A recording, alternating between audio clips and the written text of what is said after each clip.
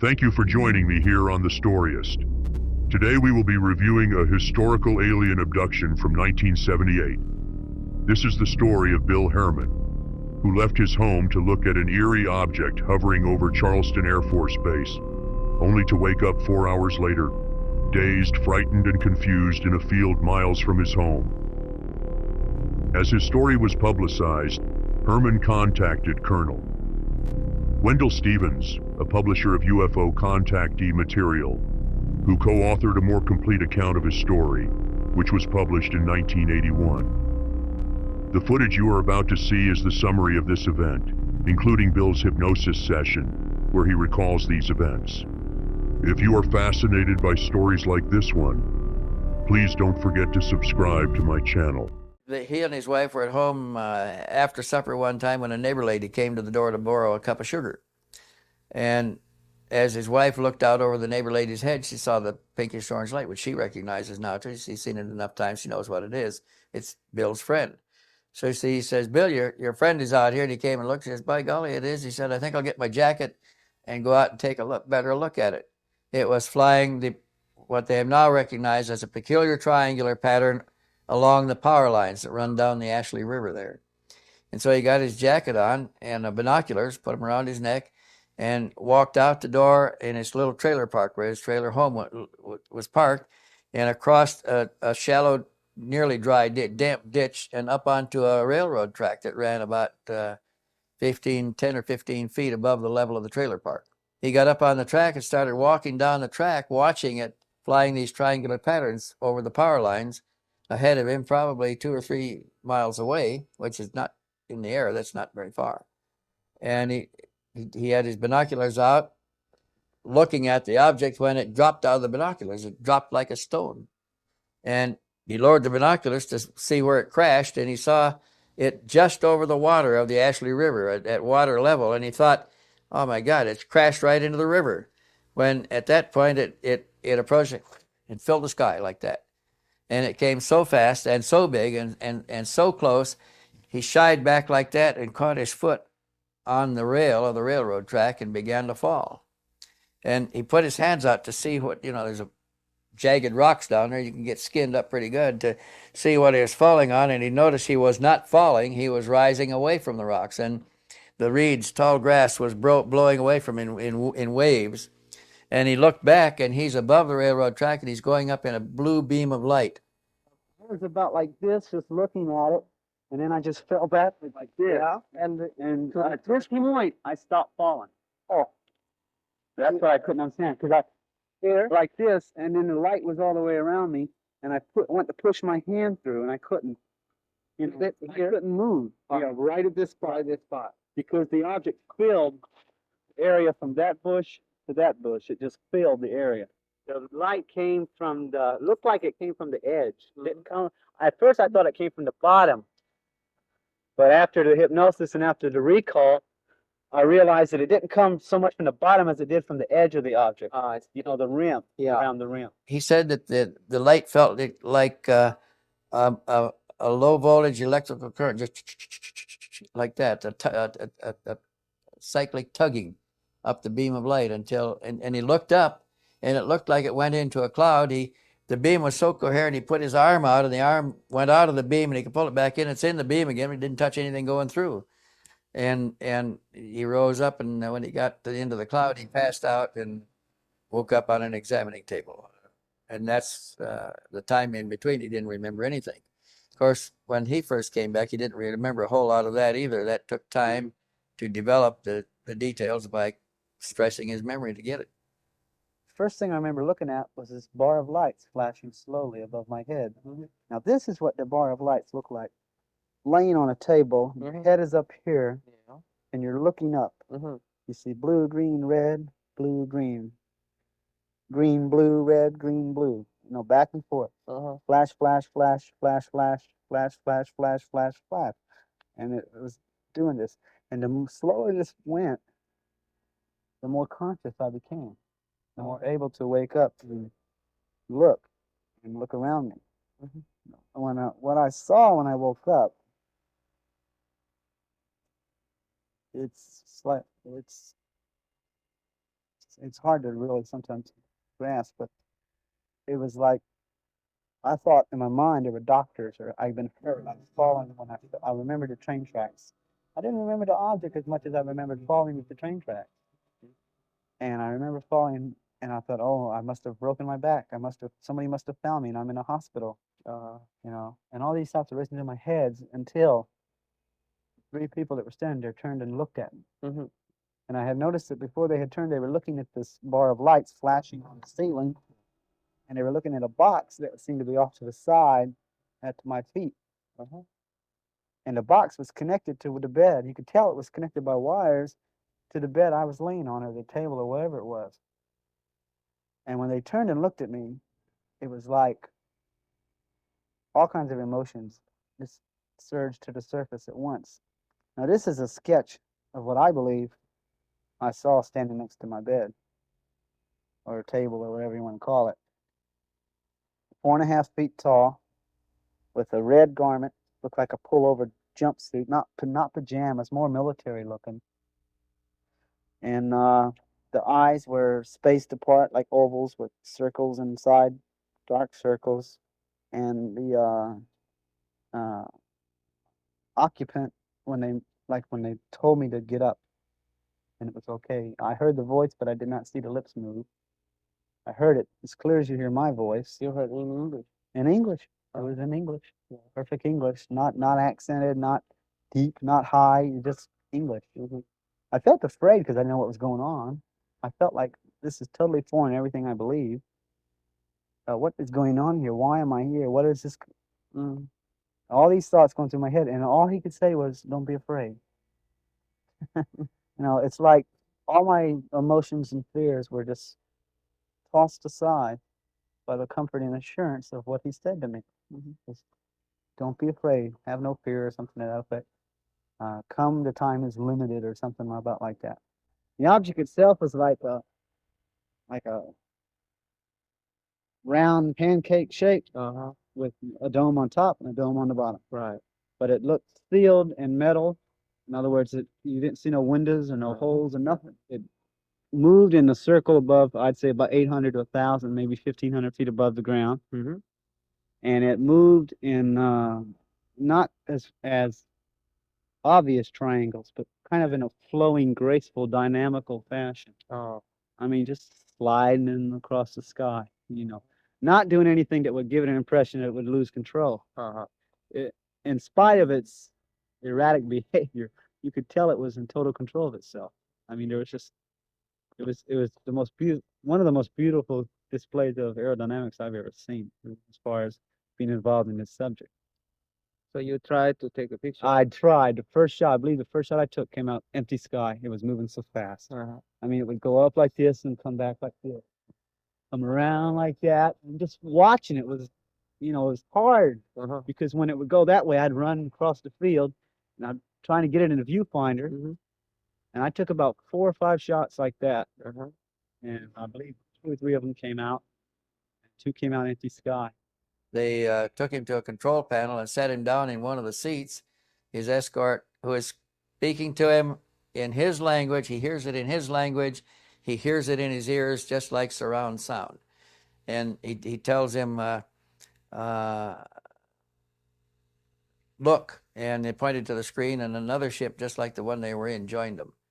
And then the 2 ships went rapidly again south over continents, or over countries and continents, topography, geography changing, just like it's unrolling rapidly. And they approached ground again, the surface, down over Argentina. They took him to an underwater facility in the Rio Sal, which runs out of a big freshwater lake, a big lake in northern Argentina. And the river runs through Santa Fe, a little town, not such a little town, big town of Santa Fe. And his escort standing beside him. Now, the escort's not buckled into anything. He's just standing there, and Herrmann is sitting in a seat, but he's not fastened in either. And the craft he's in tilts down at an angle and goes into the water and goes under the water. And there's no inertial change to him. He feels no inertial changes, and his partner's still standing there beside him. And the partner touches him on the shoulder and says, "We were observed over Santa Fe. There'll be reports in the paper tomorrow about UFOs." And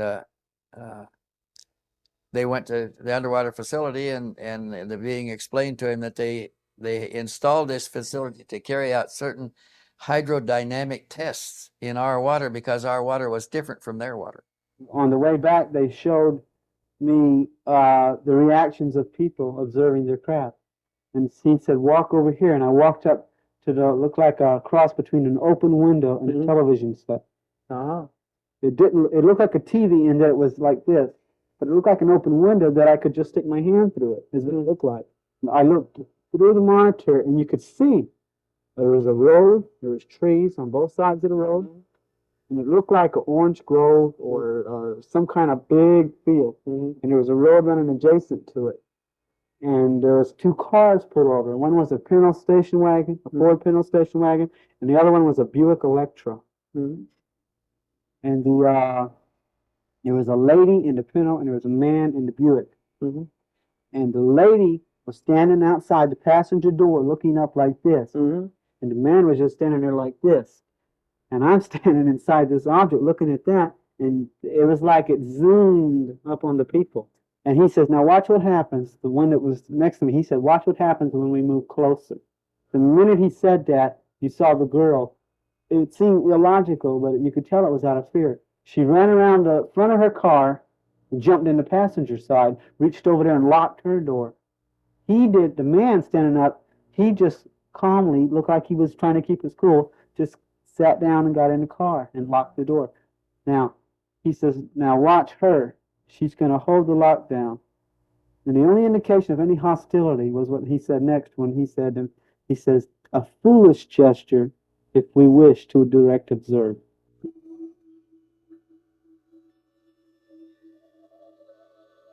After the examination, and they're escorting around the ship, as they're starting to walk through the ship, his host, his guide, said that they would like him. He said, I wonder if you could make some arrangement with your government to release a damaged vehicle and one of our damaged ships and the bodies of our people.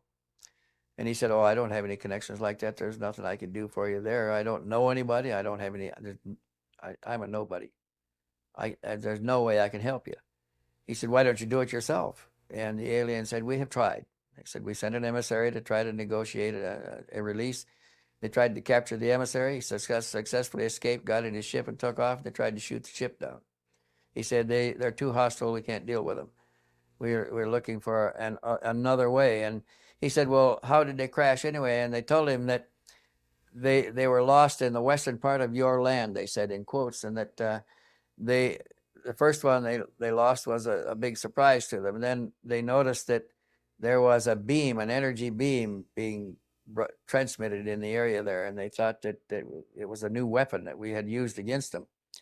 And when they lost the second one, they became very concerned because they think we're shooting them down, and they had even gone to the trouble of contacting other associated space traveling intelligences to consult with them on the nature retaliation should take for our hostile actions. And while they were doing this, they noticed that the beam continued to operate, that the weapon continued to fire and was running in a circle for, when it was running, and it wasn't aimed at anybody. And they decided that it was not a weapon. It wasn't what they thought it was.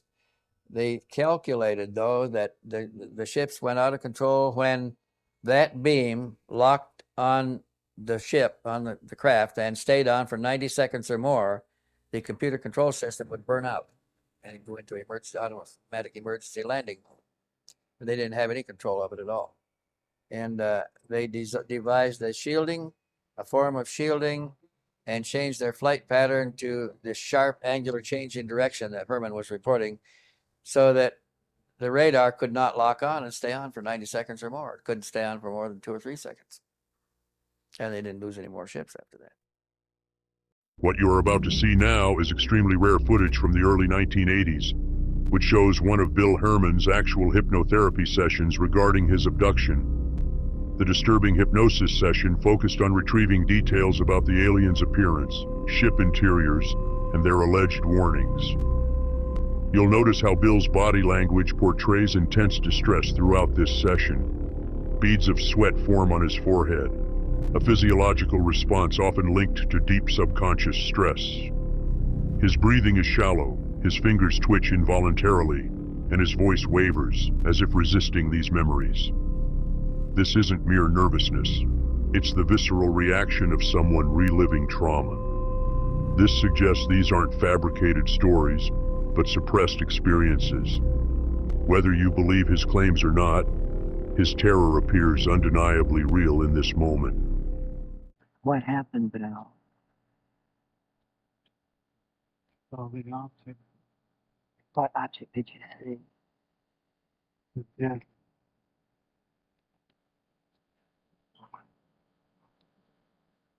not moving. Pointed it up to my wife. Relax. Relax. Stay where you are. Keep the program where it is. Just relax. You're unaware of any sound out of my voice. It's moving over the tower. I can see it.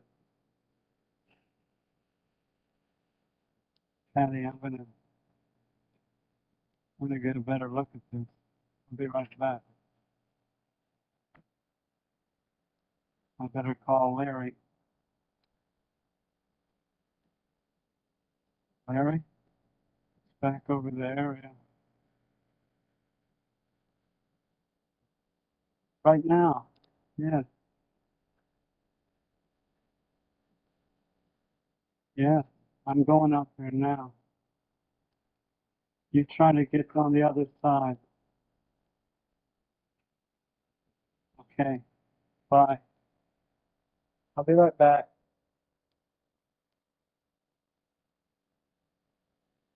What's happening, Bill? It's moving over the towers. I can see it. But I don't know, about 1,000 feet above the towers. It's moving in triangles. I can't.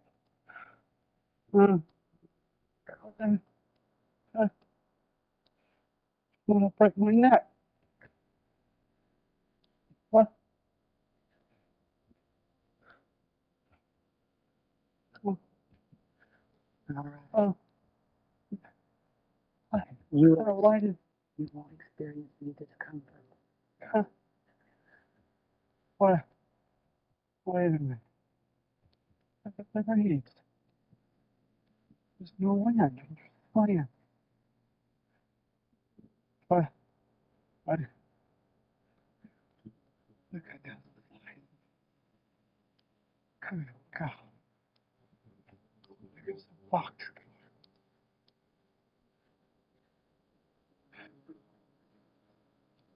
Oh, oh, Where are you? oh.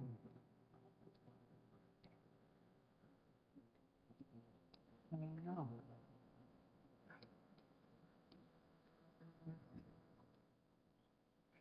Relax.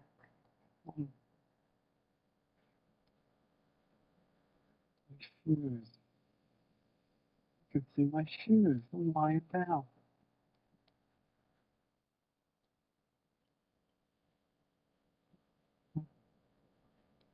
Oh, what's that? Looks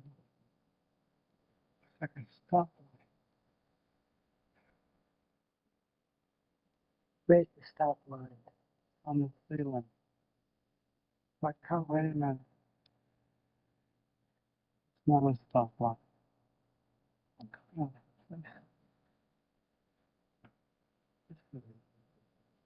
what did I do? Get hit by a train? Wait, no. Hey. No, that can't be. No. Wait a minute. What do you see, Bill? Oh my. The lights are slowing down. They're flashing. On the ceiling, there's a light.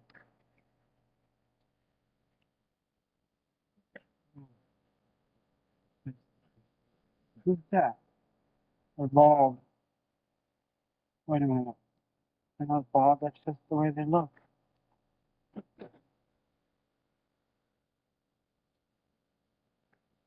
They're dressed alike. What are they wearing? They're wearing some kind of suit. Some kind of leotards of some sort. Anyway, Are they humanoid? the backs are coming. They're looking at the light on the ceiling. They're looking at my foot. No, they're not looking at my foot. They're looking at the box. There's a box. I can't move my arms. I want to sit up, but I can't.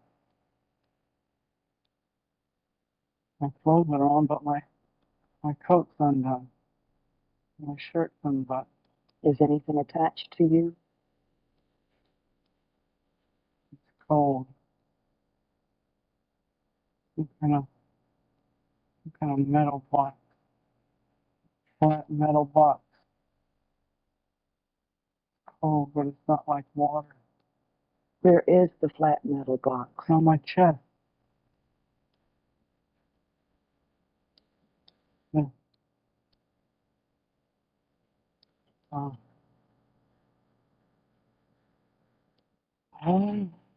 Relax. Relax. Oh, God. How are you?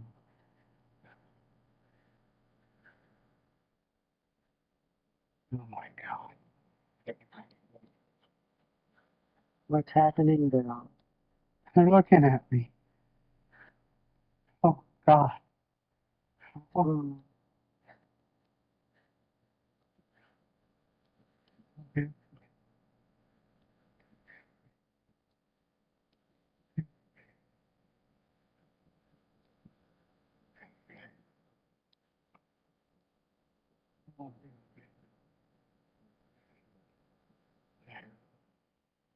They're standing there.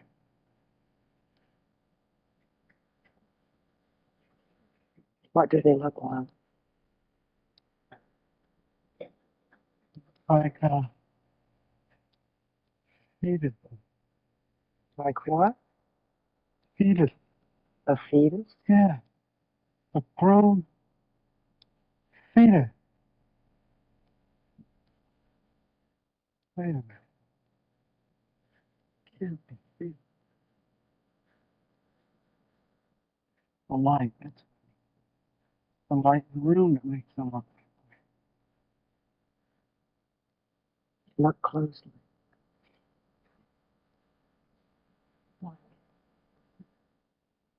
That's strange. What's strange though? Their eyes have no light. They have no light. It's just brown. It's dark, black, brown. Circle right in the socket.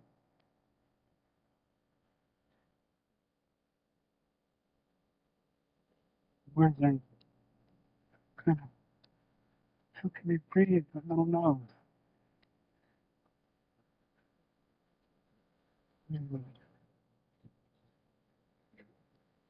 Do they have a mouth?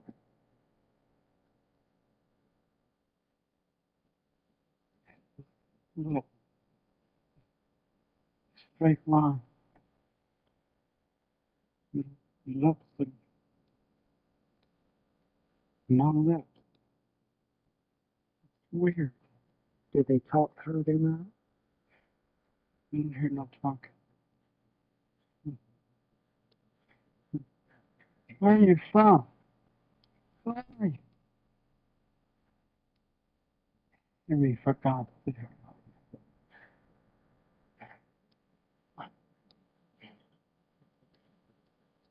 Yes, it was broken what? What was broken down? When I was younger. Fell off a sliding board, broke it. What was broken down? My arm. Who asked you? He asked me. He who? The one on my left, yeah. How did he ask you? I don't know, but I heard him. Did he use his mouth? He talking to All right, go ahead.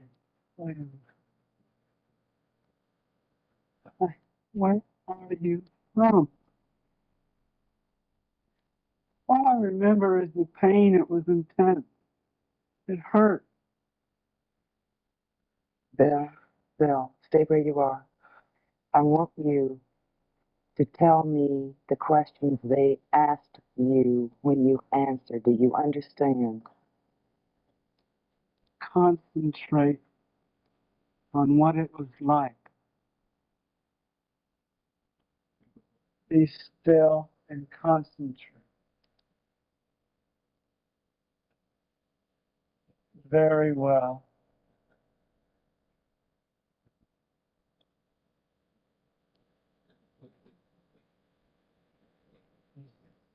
Moving a box off my arm. You can tell my arm was broken by looking at the box.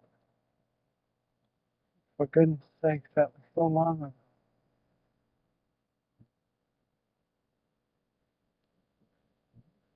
2 legs. Did you see their hands?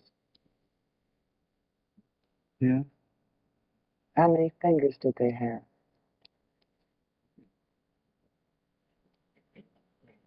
They're all the same size. Lengthwise, they have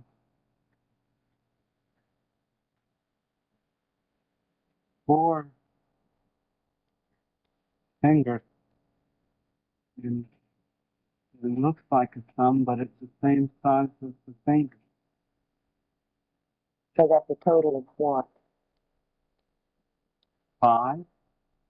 Yes, 5. Okay. All right, now you're. Go ahead. Hand is weird. Why is it weird? You can't see any creases or knuckles. No kind of. It almost looks like they're rubbery. Almost flexible. Can they manipulate them very well? They seem to be stationary. They're stationary? I mean, they don't bend them. When they bend them, they bend the whole hand. All right, so let's go from. They can't be 4 feet tall. How tall? 4.5 feet. They can't even be that tall. My goodness, they're small.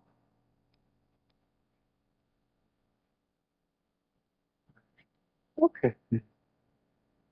Like marshmallow. You touch me. It's, you can tell there's bone under there, but you can't tell. It's weird. Grief. What color are they? Very pale, very milky. Is it a skin-like texture? Tough skin. Everything's the same. No hair, no pores, just skin. It's weird. How did you feel when this being touched you? He was very, very peaceful. I had nothing to worry about. All right, now what happened? We're walking, going toward the door. The room is weird, different. I don't see anything strange. There's no creases, no borders. And the door is smaller than the back of the room.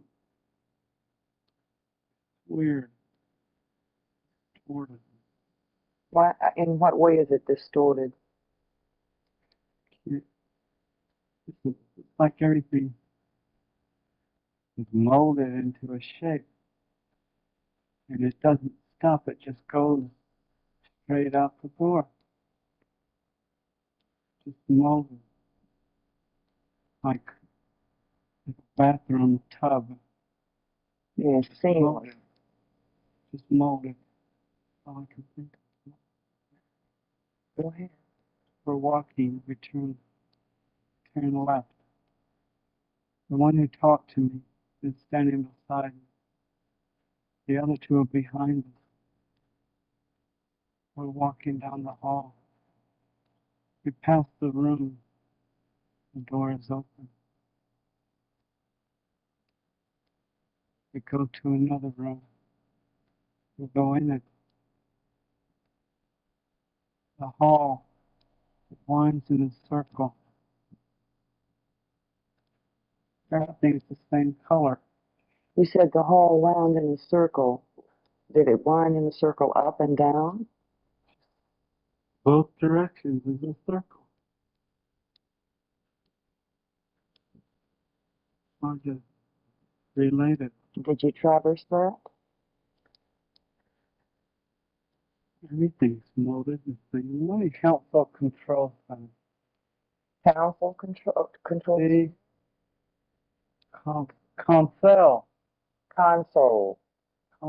Yeah. Console? Yeah, that's what he said. Console. Controls all the network craft are controlled from similar centers. What work craft? The term.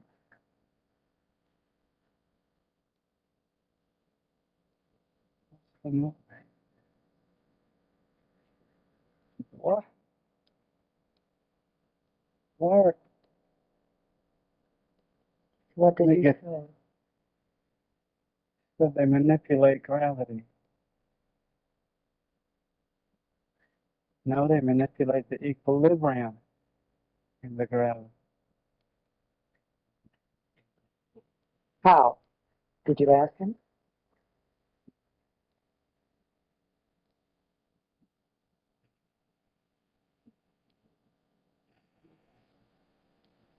And hydrodynamics and reverse osmosis.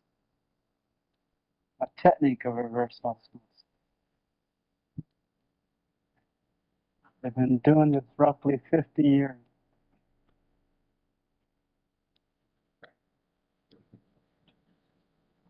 It's uncomprehendable for me to understand.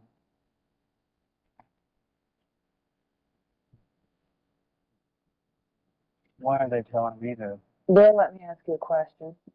Did they, at any time, promise you or tell you that you in any way would remain in contact with them?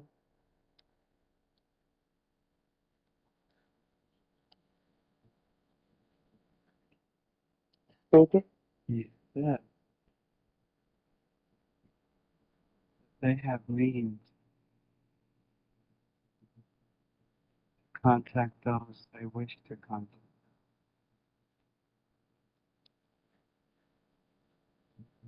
He said we will meet again. Did he say when? No. All right, you're back in the console control room. Now what happens? The light on the checkerboard is flashing on and off. First red, then white, then red, then white. And those balls to the left and right are spinning. The one sitting at the desk, the one who spoke to me, said that I couldn't go and look. And I walk, and when I do, the one sitting at the desk get up, step back.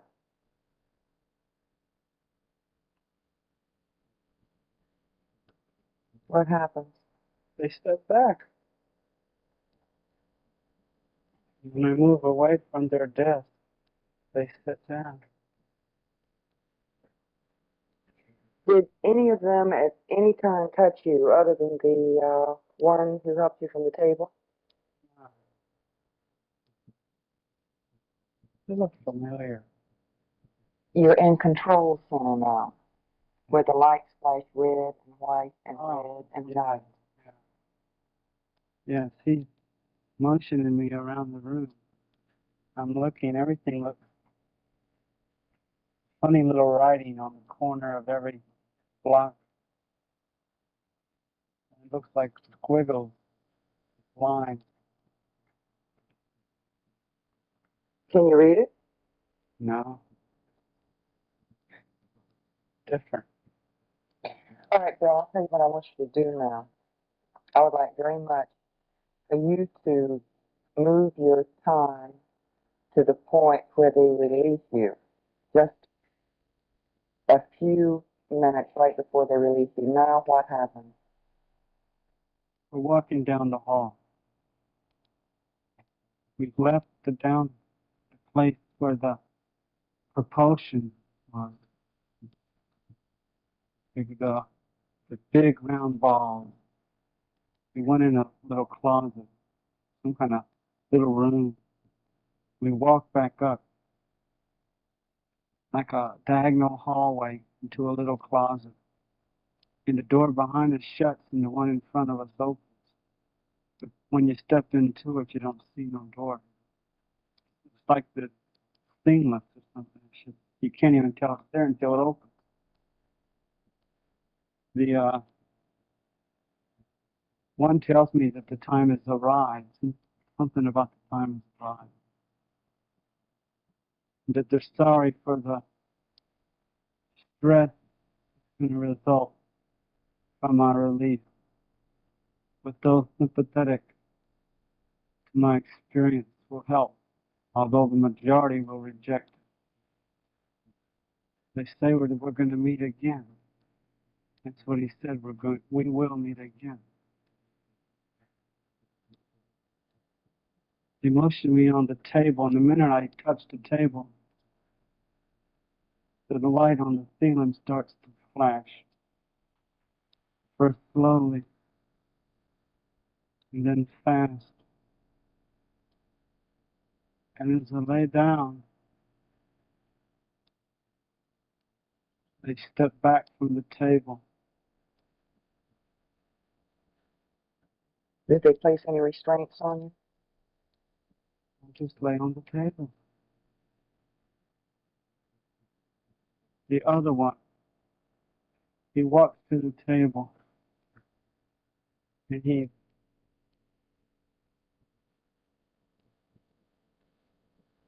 putting the binoculars around my neck. He must have had the binoculars the entire time.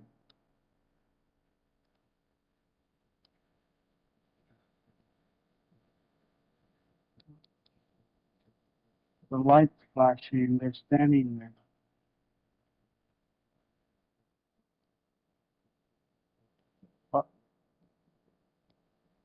What is it, man? Huh?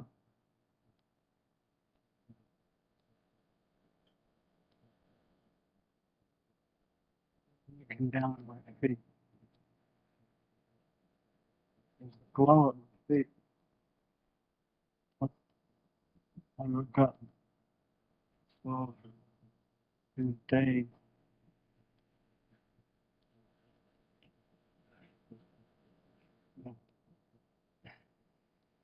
Oh, God. Oh, no. Calm. Calm. Calm. When I put my hand on you, when I put my hand When I put my hand on you, you'll calm down. You're looking at you're looking at a television set. You're looking at a television set. You're watching this on a television set. You are watching this story on a television set. Look at the television set. Running. Look at the television set. Describe what's happening on the television set. Yeah, you can believe it. It's going up. Look at that thing move. It's going triangle. There it is again. You're watching it on a television set? Going to the left. You're all right. Oh my God, where am I? Where's the tracks? Where's, oh God. Bill, look at the television set. Look at the picture on the television set. Now look at the picture on the television set. Look. Look at the picture on the television set. You are calm. You are watching a rerun. You are watching a rerun. You are calm. Now describe to me what you are watching. You experience no panic, but you see in great detail. You are watching a picture. Gotta get back to that yellow, that yellowish orange mark. It's the only place I'm safe. What's that? I hear something. The object's gone. Where am I? Hey, get your head on straight.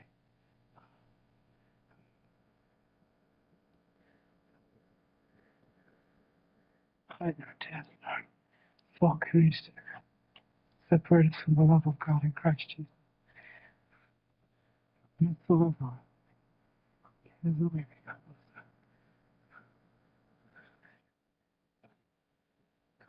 Get a hold of yourself.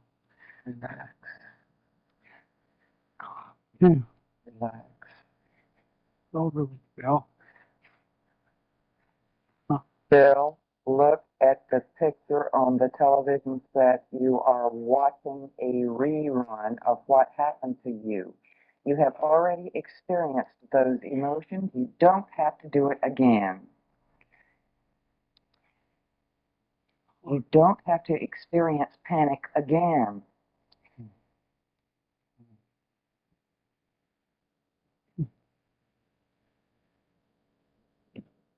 Car. Get out there. Do you want to go or tell me? Go on. It's now or never. I'll be here forever if I don't move. Lord, give me strength. I'm going now. I'm running. Tearing through the bush.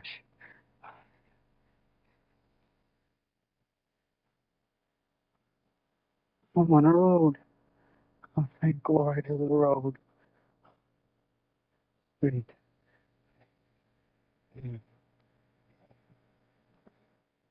Hey. Arthur. Arthur. Hey. Hey. Stop. Stop. Thank God you're here. No, it wasn't a car accident. Please get help. Where am I? No, it wasn't a plane accident. You wouldn't believe me if I told you. Please, get a policeman. Thank you. I don't mean to scare you. Please get a policeman. Get help, please. Thank God. What if they don't come back? What if they don't come back? Stop! Another car. Stop! Yeah. Stop! Stop! Yes. Thank you. Get a policeman. Yes, right. No, no, no. You wouldn't believe me if I told you. Just get a policeman. Call him, please. Thank you. Two people can't destroy.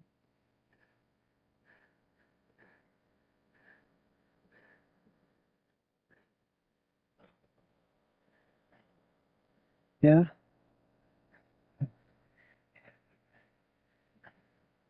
My name is Bill Herrmann. What time is it? Where? It can't be. Just a minute ago it was 9:30. Where am I? Part of town. What? Wait a minute. That means, oh my God, I can't be. Oh no. I was standing in Charleston at 9:30. I saw a light in the sky. It dropped to the river. I saw. Eric, who is? Yes, thank you. Thank you.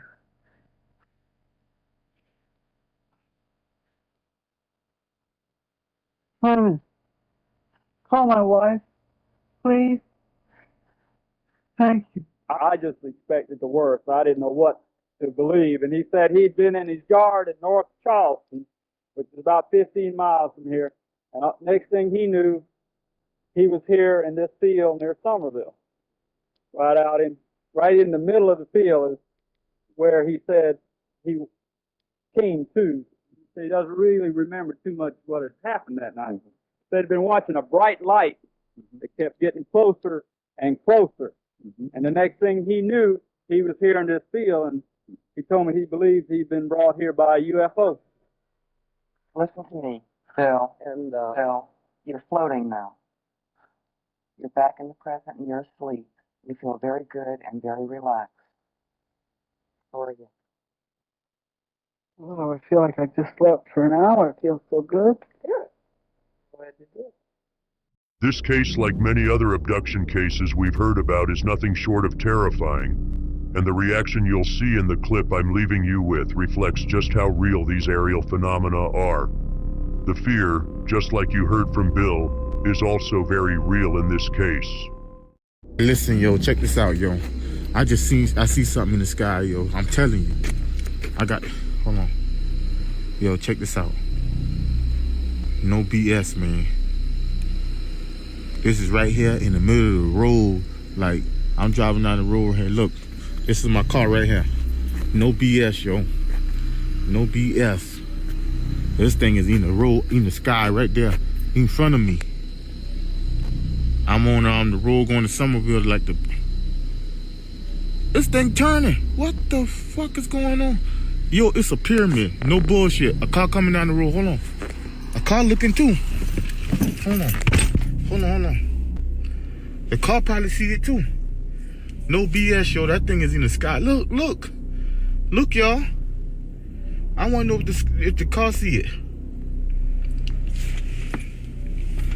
Put on my blinker lights. Is this thing turning? Listen, I'm telling y'all. I'm in my car now. I got on my blinking lights. I want to know if that car see it. Or that car probably don't know what's going on. This thing is right there. Am I tripping and I'm the only one seeing this thing? Hold on. I got my blinkers on. Hold on. Listen, am I the only one seeing this thing? Hold on. Look. This thing is in the sky just sitting there turning. That's a pyramid. Listen, y'all can't see it like I can see it. It look like a pyramid. For real. Let me zoom in.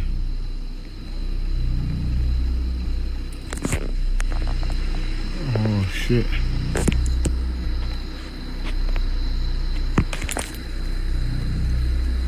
I gotta zoom. This thing, do it look like it turning, y'all? Hold on. I'm tripping. Yo.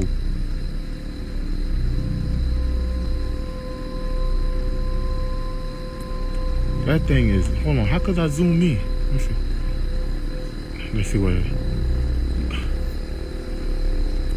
Yo, that's an object. That's something, yo. No BS. Oh, shit. Oh, shit. That shit right. Oh, shit. Oh, shit. Oh, shit.